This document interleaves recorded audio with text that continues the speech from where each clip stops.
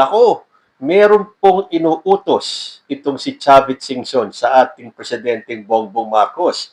At siya po ay kanyang pinasusuko sa mga pulis o sa militar. At wag daw niyang hintayin na siya ay matulad kay Gaddafi. Ito po ba ay para bumaba siya sa pwesto o manatili siya hanggang matapos yung mga investigasyon? Ang advice ko sa my former friend, dapat sumuko na siya. Mas maganda kung sumuko sa pulis o sa military, wag niyang antayin yung nangyari sa Libya. The strongman of Libya, si Gaddafi, anong nangyari sa kanya? Taong bayan humuli, pinatay. So, Bongbong Marcos, my former friend, kausapin mo ng military o police, better surrender. Wala kang ligtas dito. At yan daw ang mangyayari kay President Bongbong Marcos kung hindi siya susuko sa pulis at sa militar. At bakit ba niya pinasusuko si President Bongbong sa pulis o sa militar? Dahil ginigiit ni Chavit na itong si President Bongbong Marcos at si Martin Romualdez ang mastermind sa flood control scandal. Eto na naman tayo, sabi ko sa inyo Hindi titigil to mga DDS. Paiikutin nila ang istorya para lahat tumuro kay President Bongbong Marcos na siya ang mastermind dito sa flood control anomalies na to. Salamat sa social media, hindi na tayo mabubudol o mauutol itong mga DDS na to. Alam na alam po natin na yung korupsyon ay matagal nang talamak sa ating gobyerno. Hindi nga ba't pati si former President Rodrigo Duterte inamin na talamak ang korupsyon sa kanyang administrasyon at kahit bigyan niya daw siya ng 20 taon, hindi daw niya kayang masawata ang korupsyon sa ating bansa. Tapos itong si Chavit Singson, pinasusuko si President Bongbong Marcos sa mga pulis o militar. Teka, ito ba ay inciting to sedition na? Dahil ayon sa Inquirer.net, Chavit Singson protest call seen as inciting to sedition. Sabi po yan ng Malacanang. Former Ilocos Sur Governor Luis Chavit Singson's call for a protest to remove President Ferdinand Marcos Jr. from office is considered inciting to sedition. Pero sinasabi naman ni Chavit Singson na hindi naman daw niya pinatatanggal si President Bongbong Marcos. Ang gusto lang daw niyang mangyari ay harapin ni Bongbong Marcos itong korupsyon na to, itong iskandalo sa DPWH. Ano pa bang ginagawa ni President Bongbong Marcos? Unang-una, sino ba ang nagsiwalat niyan? Alam niyo, ginagago tayo ng mga taong ito O kunyari sila nagbobobobobohan. Dahil alam nila na si President Bongbong Marcos ang nagsiwalat ng korupsyon. Pero hindi nila matanggap yun dahil naging bida si President Bongbong Marcos sa sitwasyon na to.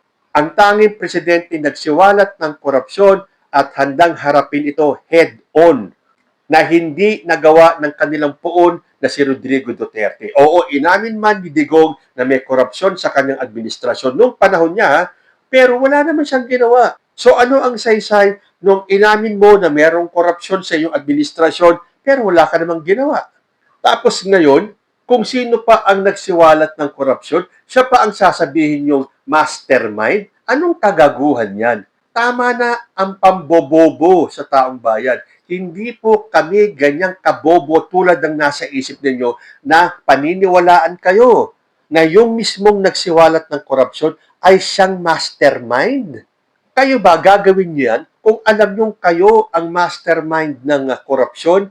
Isisiwalat nyo sa taong bayan yan. Samantala, ang daling i-debunk niyan, ang daling patunayan kung ikaw ang mastermind. Tapos itong si Chavit, gigiit na ang mastermind ng korupsyon ay si President Bongbong Marcos kasama si Martin Romualdez. So, totoo ba itong inciting to sedition na gustong isampa ng palasyo against kay Chavit Singson?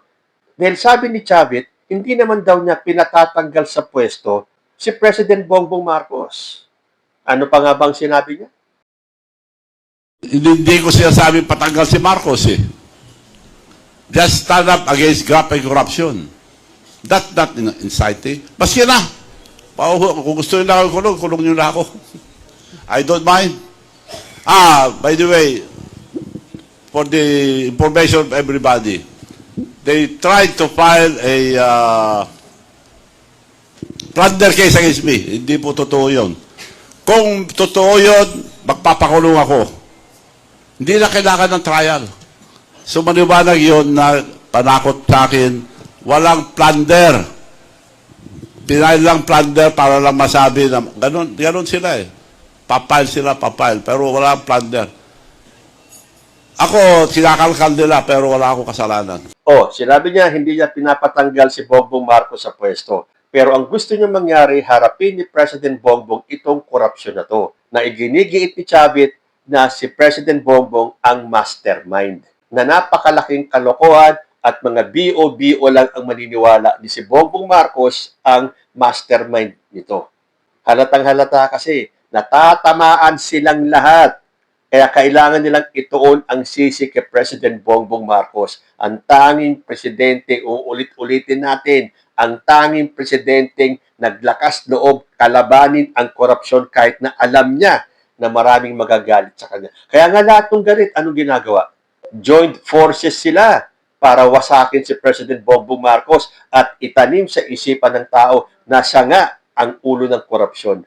Hindi ba nagmayabang pa itong si Chavit Singson na meron daw siyang demandang plunder na hindi naman daw totoo? Dahil kung totoo yun, magpapakulong siya kahit na walang trial. Paano natin malalaman kung talaga may kasalanan ka kung walang trial? Anong akala mo kay Bongbong Marcos? Style EJK?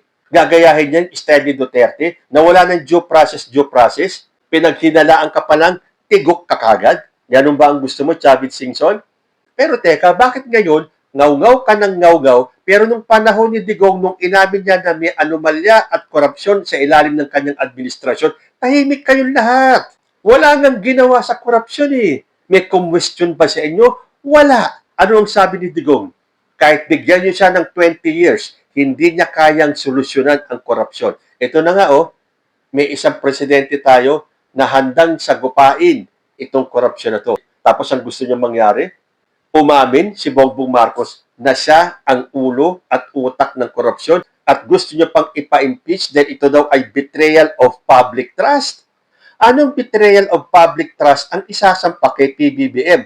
Yung isiniwalat niya ang anomalya sa gobyerno, yung pagsasabi ng totoo, betrayal of public trust. Tingnan ninyo nga yung mga paligid ninyo, mukhang naglaglagan yung mga utak ninyo.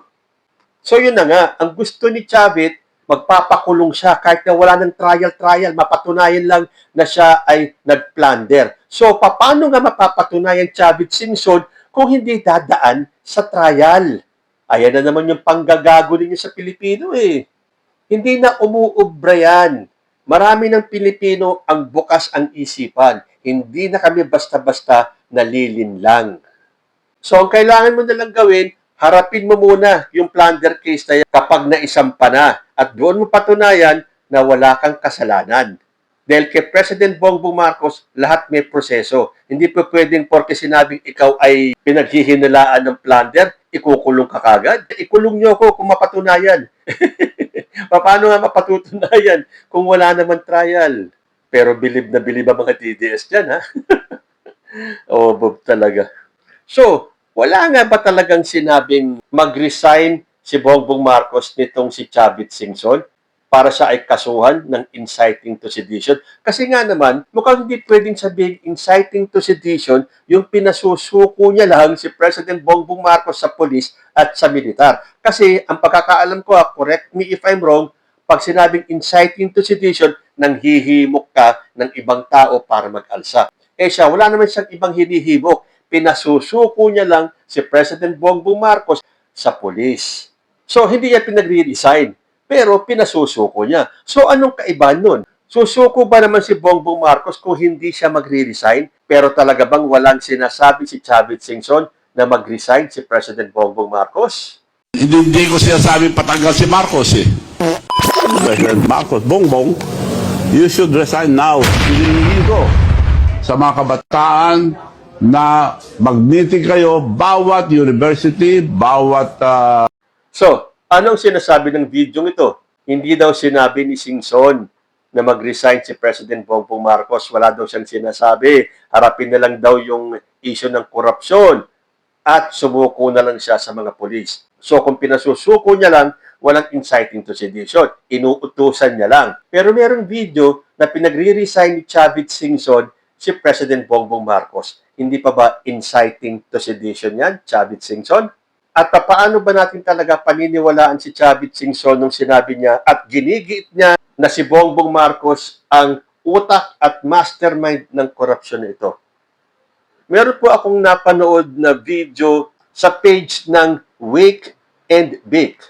At nagulat ako kasi yung unang nakita ko si Chavit Singson. Sumunod si Rodrigo Duterte. Aba, nung sumunod na frame, ako na. So meron pong nag-edit ng aking video at gusto kong magpasalamat doon sa nag-edit dahil mas lalong nabigyan ng muka yung mga sinasabi ko doon sa episode ko, kung napanood nyo man yung video na yon, dahil yung pagkaka-edit ay mas lalong ipinaliwanag sa publiko. Lalo na itong sinasabi ni Chavit Singson tungkol kay President Bongbong Marcos. Panoorin po natin. Dapat sumuko na siya. Mas maganda kung sumuko sa pulis o sa military. Wala kang ligtas dito. Hindi ka makakaligtas. Ang laki yung ginawa yung kalukuhan. Mahiya naman kayo sa inyong kapwa Pilipino. Paiikutin nila ang istorya para palabasin na si Bongbong Marcos, yung presidenteng siya ang nagsiwalat ng katiwalian, pero ibabalik nila at ituturo nila na si Bongbong Marcos ang ulo ng korupsyon. Kasi nagsasawa na ako. In my years of government, wala nang katapusan itong, talagang wala nang katapusan itong corruption.